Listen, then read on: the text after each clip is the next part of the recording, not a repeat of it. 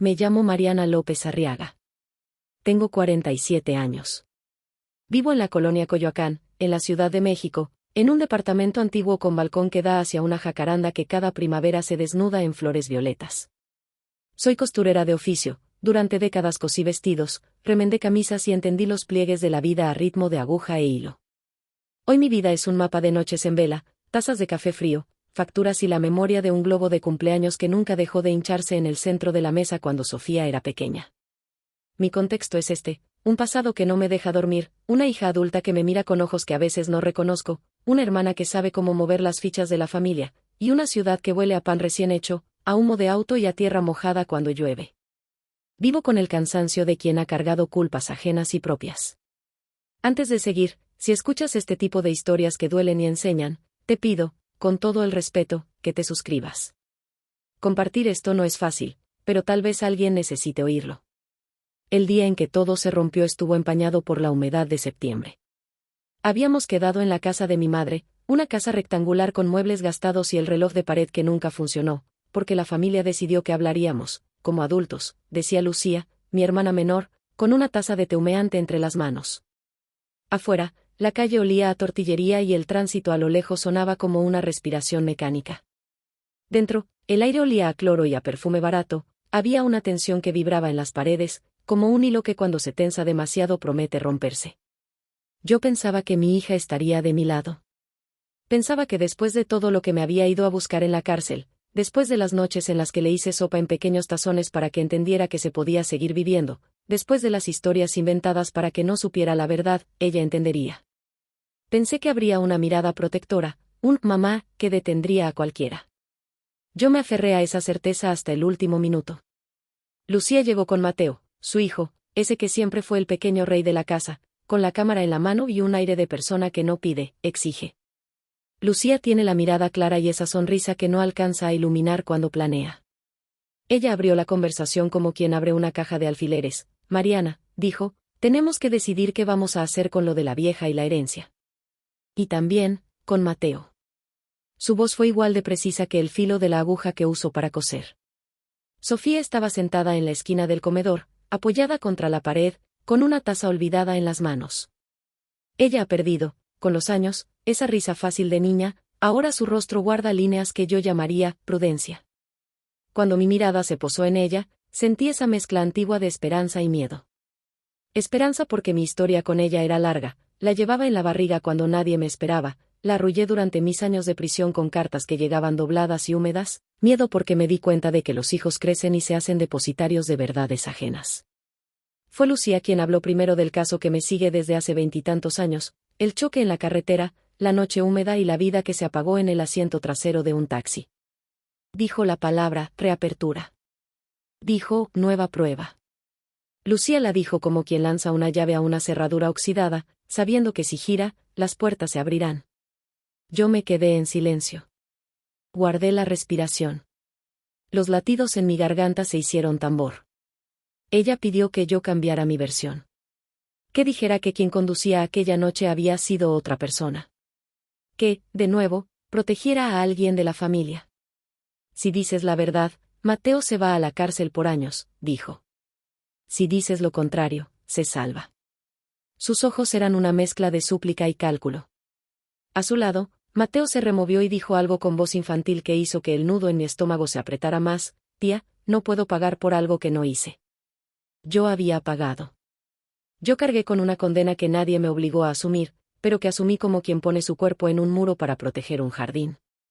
Yo había pasado 5 años de mi vida en una celda húmeda. Había visto cómo mi hija aprendió a escribir su nombre con mis cartas. Había aprendido a perdonarme cada mañana para poder seguir. Y por eso, por todo eso, pensé que cuando la familia pidiera que lo hiciera otra vez, mentir, encubrir, renunciar a la verdad de nuevo, Sofía entendería mi negativa. Pensé que ella se pondría de mi lado.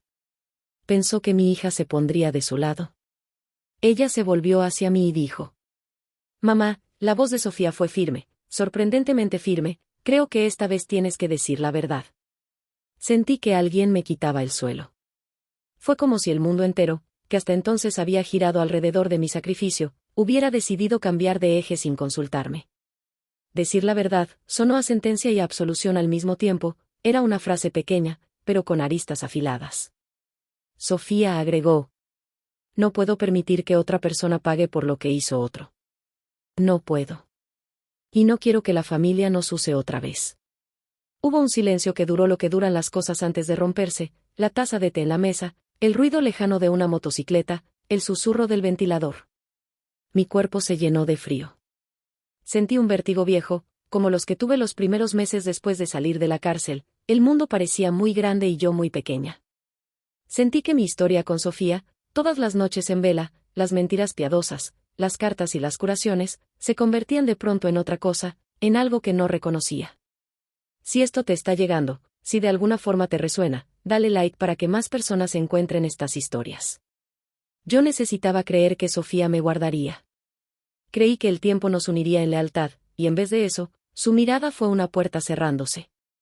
Aquella frase de Sofía rebotó en mí como un eco insoportable: no puedo permitir que otra persona pague por lo que hizo otro. Me sentí traicionada y a la vez comprendí algo terrible: la lealtad no es un contrato escrito. La lealtad es un tejido que se compone y descompone con las acciones de cada quien.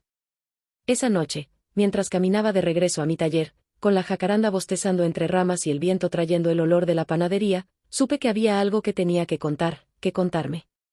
Supe que la historia no iba a quedarse en aquella sala con tazas de té y rostros tensos. Y sin embargo, antes de entrar al cuarto donde coso y descoso las heridas, recordé que en este canal prometo honestidad.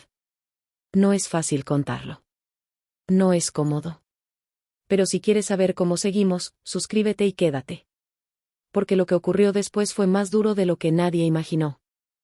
Cuando la puerta del taller se cerró detrás de mí, el ruido del mundo se redujo al zumbido de la máquina de coser.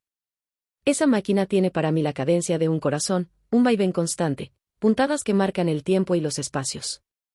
Me senté, apoyé la cabeza en el respaldo de la silla y dejé que los recuerdos cayeran, uno a uno, sobre la mesa de trabajo. Sofía, a mis 22 años ahora, no conocía la dimensión completa de lo que pasamos. Creció con la versión más limpia de mi sacrificio, la de una madre que asumió una culpa para proteger a la familia. Le di esa versión como quien da refugio, sin explicarle del todo los motivos, pensando que la verdad sería demasiado pesada. Hace 25 años, cuando tuve que decidir, no soplé velas ni hice cálculos. Era otra Mariana, más joven, con manos temblorosas, ojos que nunca aprendieron a no llorar. Fue una noche de lluvia. Era un martes que se parecía a cualquier martes por la humedad. Lucía había salido con Mateo al cine, yo trabajaba de madrugada para juntar para la renta. Regresé rápido en un taxi que iba lleno de gente y de historias. Un taxi que al regresar volcó a alguien en la carretera, una mujer que venía de visitar a su hermano enfermo. El choque dejó un silencio que huele a gasolina y a gasolina se agrega el olor de hospital, luego de funeraria. Lucía me llamó después, asustada, decía que había pasado por allí, que había visto algo, que, otro coche, y en su voz había pánico y confusión. En la comisaría me ofrecieron un vaso de agua. Me pidieron que diera mi testimonio. La realidad, esa misma que conocen las personas que se dicen honestas, fue domesticada por las medias verdades y por el miedo. Lucía me suplicó: Mariana, por favor. Ella tenía a Mateo, yo tenía la costura, el hilo que nos unía. Lucía tenía a su marido en la ruina y un historial que le dificultaría enfrentarse a la ley. Fue en ese momento cuando pensé: mi vida vale menos que la estabilidad de la familia. Lo pensé como quien calcula el precio de un arreglo que necesita urgencia. No sé si fue cobardía o amor. Tal vez ambos. Firmé una declaración diferente. Me declaré culpable de haber conducido. Fui a juicio. Me condenaron a 5 años. Mi nombre quedó pegado a una etiqueta que tardó años en despegar: la que mató a alguien, la que estuvo en la cárcel. Sofía tenía 8 años y me escribió con lápiz azul desde el primer día. Guardé sus cartas como quien guarda méritos. En la cárcel aprendí a mirar mis manos con más respeto. Aprendí a aceptar que la vida se compone de decisiones que se hacen con el hambre y el miedo de no tener otra salida. Cuando salí, la ciudad me recibió como a un fantasma, con miradas, con comentarios atados a esquinas. Me costó conseguir trabajo, y lo único que conocía era coser. Abrí un taller pequeño, junto a una ventana donde hubieran flores y las regaba. Puse a Sofía al centro de mi vida. Le ayudé con sus tareas, le enseñé a remendar cosas, le enseñé a ver la belleza en lo que está roto. Pensé que eso la haría mi aliada para siempre. Y sin embargo, en la casa de mi madre, la familia pidió algo que parecía razonable para ellos, que yo dejara otra vez que la verdad se moldeara a conveniencia. No lo hicieron con palabras bonitas, lo hicieron con urgencias y amenazas veladas. Durante años me acosté con el frío en la espalda. Me despertaba con la sensación de que alguien me miraba desde la ventana, la curiosidad ciudadana, la lengua del barrio, la sombra de lo que hice y de lo que no conté. Me culpé por las 1000 cosas que imaginé, por haber permitido que Lucía fuera vulnerable, por haber creído que yo era la única capaz de protegerla. También me culpé por no haber enseñado a Sofía a ser más feroz, a hacer preguntas hasta que dolieran. Me metí en una red de silencios como quien se refugia de la lluvia. Si lo que cuento te toca, si sientes esa punzada en el pecho, por favor deja un comentario. Me ayudan los mensajes, los veo una y otra vez como quien relee una carta querida. Me dirijo a ti como si estuvieras frente a mí, con la taza de café en la mano. Tengo que confesar que en este tiempo aprendí también lo que significa la soledad de haber elegido el martirio como oficio. Aprendí que la culpa no limpia, solo pesa. En los meses previos a la reunión en la casa de mi madre, mi relación con Sofía había tenido fisuras que yo no supe ver. A veces ella aparecía con un silencio nuevo, como si la vida universitaria y las amistades hubieran puesto a prueba la historia que yo le conté. Hubo una noche, en el sofá de mi departamento, cuando bebimos un vino barato y me preguntó: ¿por qué nunca contaste todo? Y yo, torpe y cansada, cambié de tema. Ella insistió: mamá, ¿por qué nadie habla claro? Y esa pregunta se quedó con nosotros como un huésped que no tiene costumbre de irse. La relación entre madre e hija no se sostiene solo con contenciones, también necesita la verdad como cemento. Yo la obstruí con la idea de proteger. A veces la protección es otra forma de control. Lo aprendí demasiado tarde. Y lo peor fue descubrir que quienes planeaban manipular la decisión de la familia eran expertos en cultivar culpas ajenas. Lucía, con su habilidad para mover voluntades, sabía cómo presentarlo para que cualquiera pensara: ¿quién no haría lo mismo? Cuando Sofía pronunció aquel «tienes que decir la verdad», en realidad estaba eligiendo un camino moral que yo había abandonado hacía mucho tiempo. La verdad, para ella, era un faro. Para mí, era una mina. Me puse a pensar en todas las noches en las que lavé ropa sucia de otros y mis propias lágrimas. Me pregunté si había construido una identidad sobre la base de lo que otros necesitaban que fuera. Mi cuerpo reaccionó con la vieja respuesta: insomnio. Volví a las noches en las que contaba mis pecados a las paredes. Otra vez me vi delante de la máquina de coser, cosiendo camisas al alba, y pensando en lo que significaría decir la verdad ahora. Una confesión pública abriría heridas en muchas vidas, pero también tendría el poder de liberar mentiras. Probablemente fracturaría mi relación con Sofía para siempre, o tal vez me permitiría encontrarla de nuevo, a través del barro, pero encuentro al fin. Sofía, esa noche, me miró con tanta determinación que pude sentir algo que no había sentido desde que era joven: la posibilidad de arrepentimiento como acto de sanación. Ella decía: no puedo permitir que otra persona pague por lo que hizo otro. Yo entendía su lógica, aunque me doliera como si me sacaran una costura del corazón. No supe si su decisión venía de la universidad, de la influencia de amigas, o de la conversación con alguien que la convenció de que la justicia es más valiosa que la lealtad familiar. Pero la verdad se abrió paso entre nosotros y dejó cicatrices frescas. La noticia se filtró como una mancha en papel absorbente. La fiscalía anunció que había indicios para reabrir el caso del accidente. No era solo un rumor, era una resolución con nombres y una lista de pruebas que, según los abogados de la familia, podían cambiarlo todo. Las horas se volvieron una cadena de llamadas. Lucía me llamó temprano: Mariana, hablan de nuevos testigos. Si tú dices que no, Mateo va a la cárcel. Tienes que ayudarnos. En su voz había lo de siempre, urgencia mezclada con la convicción de quien cree que la familia está por encima de cualquier ley. Fui a la fiscalía con un nudo en la garganta y la sensación de antecedentes abiertos bajo la piel. Allí había papeles, sellos, y un hombre con corbata que me miró de esa manera profesional que parece medir cuánto puede exprimir a una persona. Entre la documentación, algunas fotos viejas, informes de peritaje que sacaban a la luz elementos que yo no había visto antes, marcas en la carretera, una declaración que alguien había escrito tiempo atrás y que había sido archivada. Un reloj que no funcionaba, igual que el de la casa de mi madre, marcaba una hora exacta. La burocracia es cruel porque convierte la pena humana en trámites. La familia se instaló en mi casa como si fuera un terreno neutral donde regir la estrategia. Lucía, como una general, trazó planes. Mateo estaba presente, ajeno y frágil como un adolescente que no ha visto todavía la densidad de la vida. Sofía se mantenía entre nosotros, seria y distante. Su mirada a veces era un cuchillo, otras, el intento fallido de acariciar un fantasma. Hablé con mi abogada, una mujer con lentes redondos que olía a menta. Me dijo, Mariana, la fiscalía busca una confesión nueva que haga coherente el nuevo material probatorio. Si tú dices que la verdad es distinta, podrías librar a Mateo. Me explicó los riesgos, perjurio, consecuencias penales por cambiar una declaración, el escrutinio público. Me explicó la moralidad profesional en términos terapéuticos y legales. Fue una conversación que me dejó temblando. ¿Salvar a alguien otra vez significaría arruinar mi posibilidad de reconstruirme? ¿Decir la verdad era solo limpiar un error o abrir otra herida?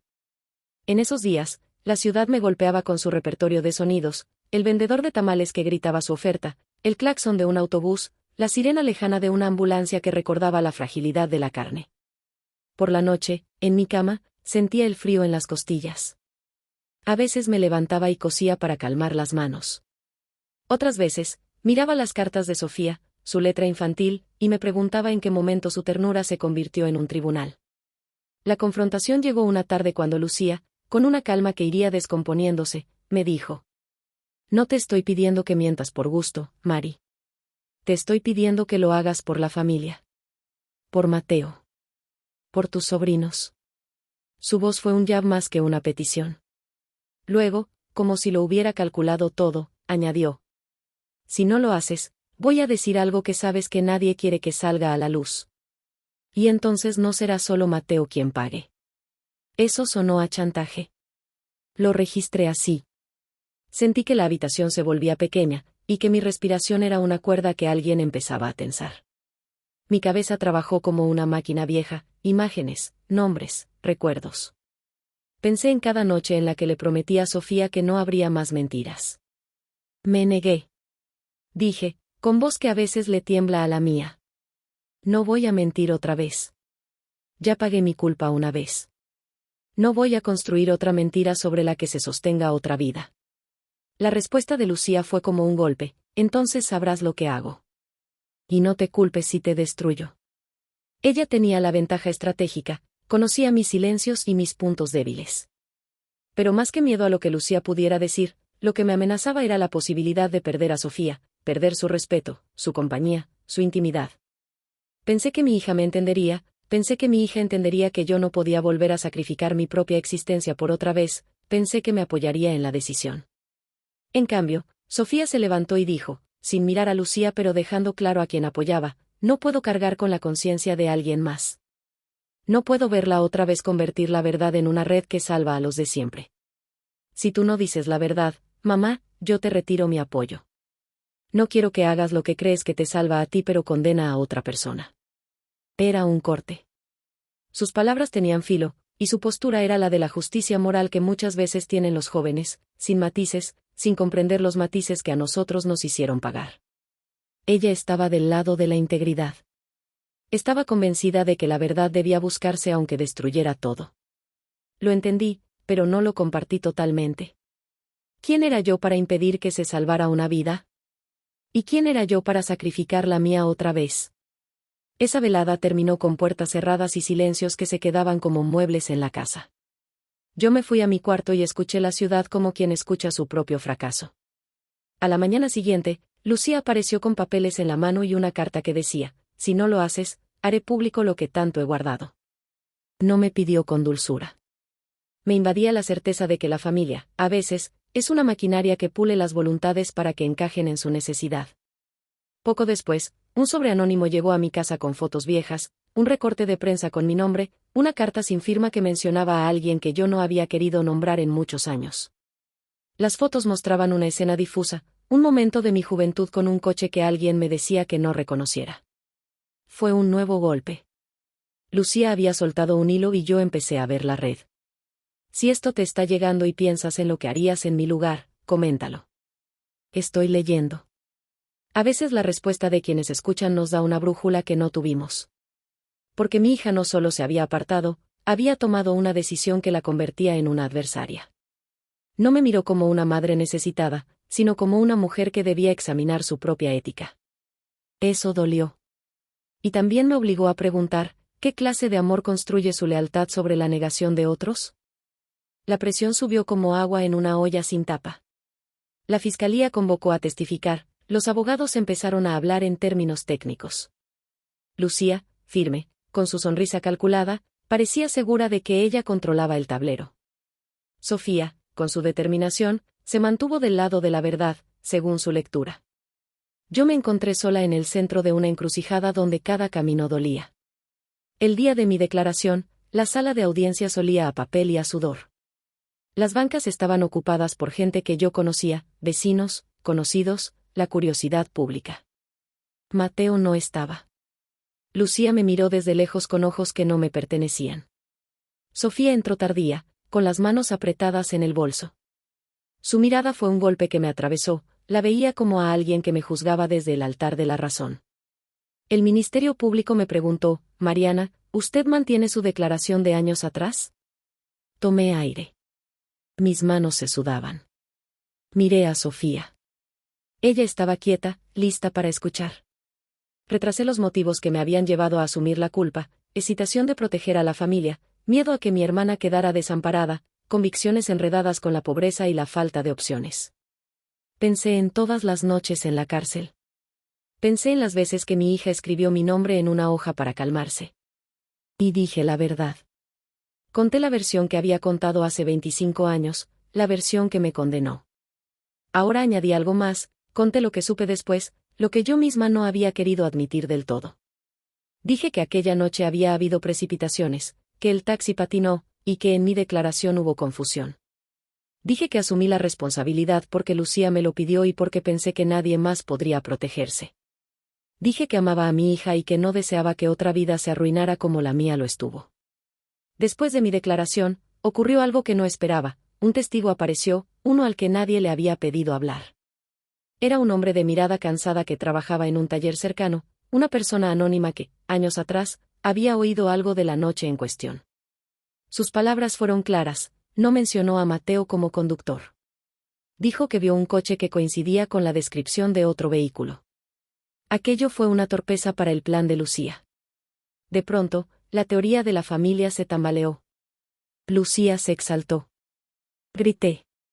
La discusión que siguió fue como sacar hilos que cosían una cortina, la tela se desgarró y los secretos, que habían estado escondidos en la costura, empezaron a aparecer.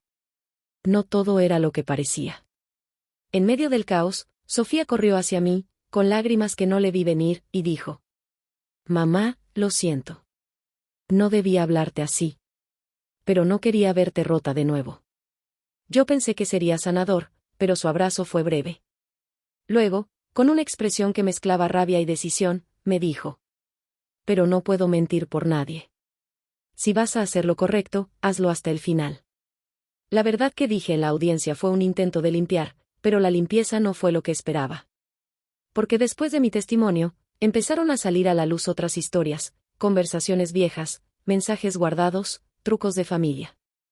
Descubrí, como una herida que abre costuras, que Lucía tenía deudas que cubrir y a quien culpar.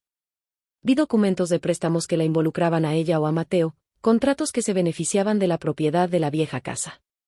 Comprendí que la petición familiar de salvar a un niño era también una operación para proteger intereses. Sentí que había sido usada de nuevo. La persona que me rompió más no fue Lucía, sino Sofía cuando me dijo, días después, que había hablado con personas que le habían mostrado pruebas contra mí, pruebas que, según ellas, demostraban que yo había sido el conductor real. Me lo dijo con esa mezcla de repulsión y dolor: encontré cosas, mamá. No sé si creerte. No sé qué creer. Sus ojos pedían algo que no podía dar, la convicción inquebrantable. Yo le mostré cartas, le mostré la lógica de mis decisiones. Le dije que siempre había actuado para proteger a la familia y que ahora estaba pagando por ello. Le pedí que viera la complejidad. Ella me miró, agotada, y me dijo: Mamá, si todo lo que hiciste fue para proteger a la familia, ¿por qué la familia te usa ahora para protegerse a costa de otros? La pregunta fue precisa, como una aguja que atraviesa velo. Quise decirle que algunas veces el amor se confunde con el sacrificio hasta convertirse en violencia. Quise decirle que la familia no es un solo discurso. Quise mostrarle que yo había pagado un precio que ahora me dejaba sin sitio. Pero sus manos estaban frías y sus palabras ya no eran un abrazo, sino una sentencia. En el proceso se descubrió, además, que hubo correspondencia entre Lucía y un ex abogado que ahora se mostraba dispuesto a ofrecer nuevas declaraciones. Ella había movido piezas. Había negociado con el rumor. Comprendí que el plan que yo había creído era para pagar una deuda emocional, en realidad servía para tapar cuentas y otros favores. Fue clarificador y devastador. Fue entonces cuando tuve que decidir qué tipo de madre quería ser, la que se sacrificaba hasta borrarse o la que enseñaba a su hija que la verdad, aunque dolorosa, también libera. Le dije a Sofía: si quieres que me retracte para salvar a alguien, no lo haré. No voy a volver a construir una mentira que sostenga la vida de los mismos que siempre se han beneficiado. Sofía respiró hondo y, con un brillo duro en los ojos, contestó: entonces yo no puedo ser tu cómplice. No puedo serlo, mamá. Esa frase cayó como un martillo. No por la frialdad de sus palabras, sino porque su decisión me mostró lo que yo había perdido, la fe incondicional de una hija. La vi alejarse, con la cabeza erguida, como quien se va cargando la justicia en la mochila. Sentí un vacío tan grande que, por primera vez, pensé en la posibilidad real de no ser perdonada nunca. Días después, la investigación siguió su cauce. Algunas pruebas nuevas desconcertaron a la fiscalía, otras apuntaron a la posibilidad de que el verdadero responsable nunca hubiera sido parte de nuestra familia. Entretanto, la herida más profunda era la que llevaba en casa, la ausencia de la complicidad de mi hija. Había una distancia que no medía kilómetros sino actos y decisiones. Y mientras la ciudad seguía su curso, los vendedores de pan, el tráfico, los amaneceres en el taller, yo me quedaba con el ruido de las palabras de Sofía: no puedo ser tu cómplice. Los meses siguientes fueron un ejercicio de supervivencia emocional.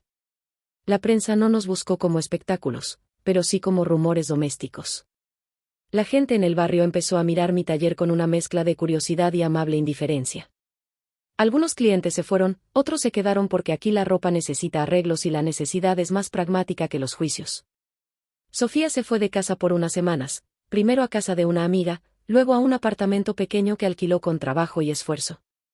A veces venía a recoger cosas, otras, no. Hablábamos por mensajes que, con el tiempo, se volvieron más cortos, más funcionales. Fueron conversaciones con puntos: ¿llegas a cenar? No. ¿Estás bien?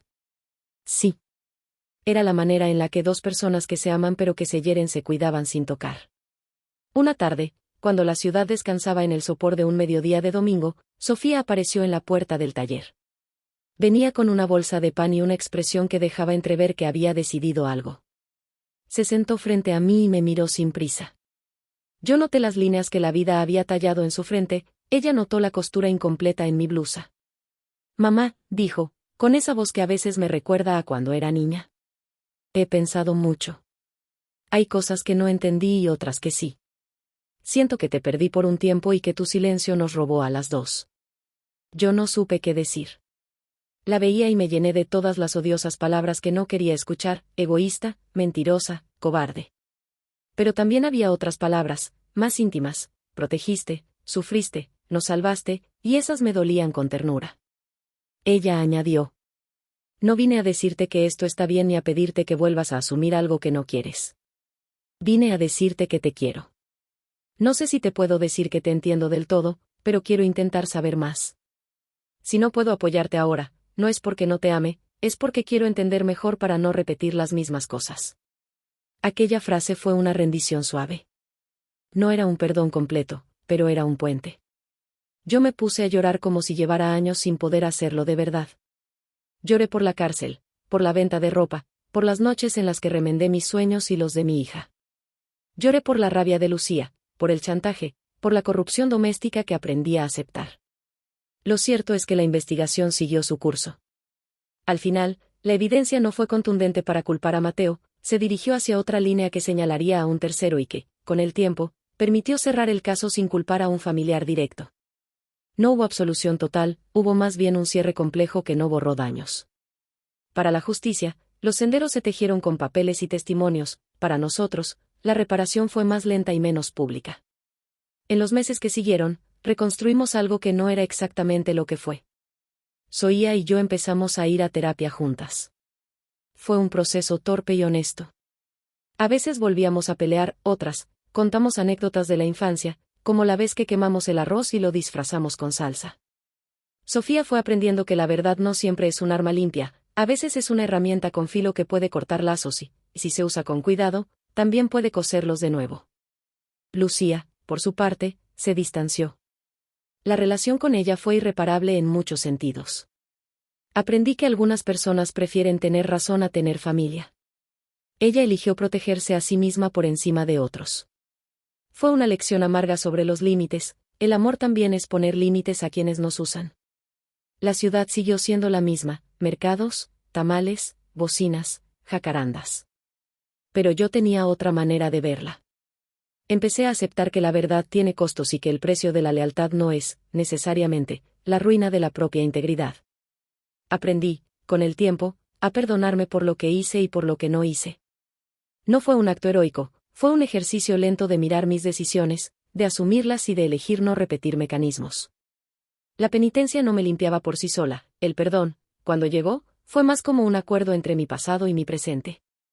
Para quienes han pasado por situaciones parecidas, dije en un video que publiqué en el canal, si te ha llegado esta historia, por favor suscríbete para escuchar más testimonios como este. A veces las familias piden que nos convirtamos en tapaderas para mantener la armonía. La armonía de unos pocos no puede sostener los crímenes de otros. Enseña a tus hijos verdades con matices, no con versiones perfectas que la realidad tarde o temprano despedaza. La lección, al final, fue doble. Aprendí que no puedo sacrificar mi vida repetidamente por otros sin perderme, y también aprendí que los hijos, cuando se convierten en adultos, no siempre actúan como esperamos. Sofía eligió la verdad antes que la lealtad incondicional, y aunque eso nos rompió, también nos dio la oportunidad de reconstruir con base en otra cosa, la honestidad dolorosa. En la reconstrucción aprendimos a ser menos cómplices de las mentiras y más socias de la verdad. Si algo quiero dejar como reflexión final es esto: la lealtad es valiosa, pero no debe ser una prisión que nos obliga a cargar con culpas que no nos pertenecen. La verdad pesa, sí, pero la mentira pesa aún más cuando se usa para sostener las vidas de los mismos que siempre necesitan otro sacrificio. Sobre todo, aprende a perdonarte. Yo aprendí a coser mis heridas con hilo que no siempre era perfecto, pero sí era mío. Si esta historia te tocó, si has vivido algo parecido o conoces a alguien que lo haya hecho, por favor comparte en los comentarios. Estoy leyendo cada palabra. No prometo que todo termine bien en la vida real, pero sí prometo contar la verdad con todas sus incisiones. Y si quieres escuchar otras historias que duelan y eduquen, suscríbete. Si te quedas, prometo seguir contando.